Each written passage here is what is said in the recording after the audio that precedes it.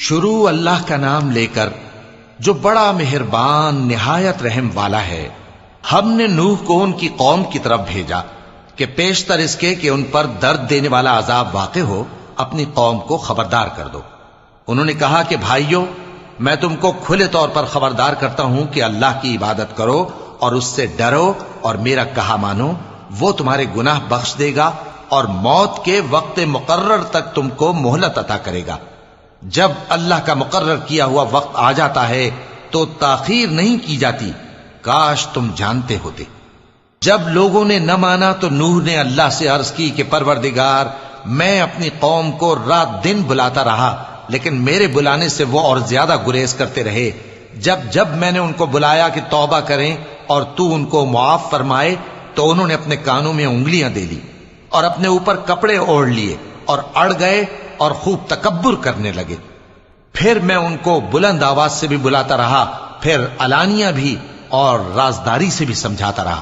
پھر میں نے کہا کہ اپنے پروردگار سے معافی مانگو کہ وہ بڑا معاف کرنے والا ہے۔ وہ تم پر آسمان سے موسلا دھار میں برسائے گا اور تمہارے مال اور بیٹوں میں اضافہ کرے گا اور تمہیں باغ عطا کرے گا اور ان میں تمہارے لیے نہریں بہا دے گا۔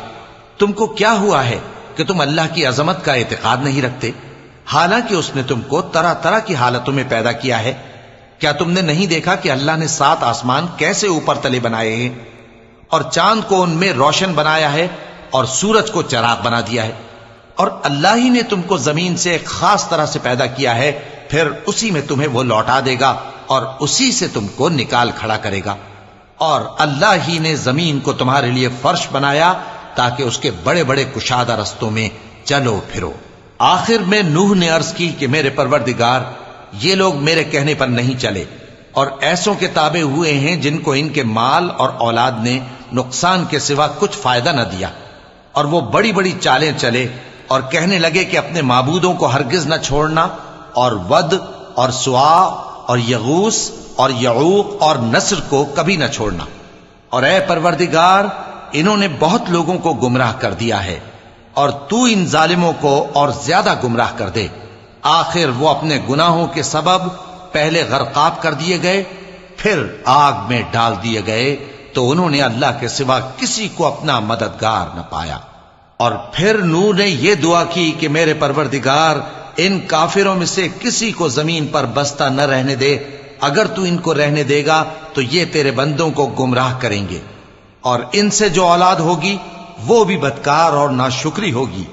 اے میرے پروردگار، مجھ کو اور میرے ماں باپ کو اور جو ایمان لا کر میرے گھر میں آئے اس کو اور تمام ایمان والے مردوں اور ایمان والی عورتوں کو معاف فرما، اور ظالم لوگوں کے لیے اور زیادہ تباہی بڑھا۔